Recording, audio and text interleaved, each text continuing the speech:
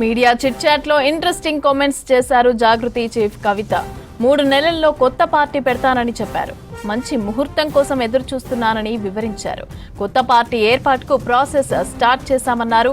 April, మే నెలలో కొత్త పార్టీని ప్రకటించే ఛాన్స్ ఉందన్నారు కవిత. ఇక కేటీఆర్ తనపై చేసిన కామెంట్స్ ను లైట్ తీసుకున్నారు కవిత. బీఆర్ఎస్ తెలంగాణ భవన్ కే పరిమితం అవుతోందన్నారు. తాను మాత్రం ప్రజల సమస్యలపై పోరాటం చేస్తున్నానని చెప్పారు. సిరిసిల్లాలో 17 మంది ఇండిపెండెంట్లు పోటీలో ఉన్నారన్నారు.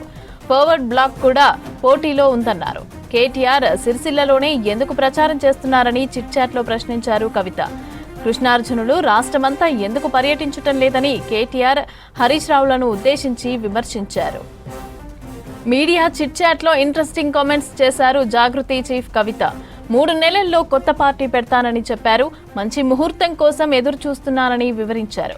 కొత్త పార్టీ ఏర్పాటుకు ప్రాసెస్ స్టార్ట్ చేశామన్నారు. ఏప్రిల్, మే నెలలో కొత్త పార్టీని ప్రకటించే ఛాన్స్ ఉందన్నారు కవిత. ఇక కేటీఆర్ తనపై చేసిన కామెంట్స్ ను లైట్ తీసుకున్నారు కవిత. ఇక బీఆర్ఎస్ తెలంగాణ భవన్ కే పరిమితమవుతోందని అన్నారు. తాను మాత్రం ప్రజల సమస్యలపైన పోరాటం చేస్తున్నానని చెప్పారు. సిరిసిల్లాలో 17 మంది ఇండిపెండెంట్లు పోటీలో ఉన్నారన్నారు. ఫార్వర్డ్ బ్లాక్ కూడా పోటీలో ఉందన్నారు. కేటీఆర్ సిరిసిల్లలోనే ఎందుకు ప్రచారం చేస్తున్నారని చిట్ చాట్ లో ప్రశ్నించారు కవిత. కృష్ణార్జునులు రాష్ట్రమంతా ఎందుకు పర్యటించడం లేదని కేటీఆర్ హరీష్ రావును ఉద్దేశించి విమర్శించారు.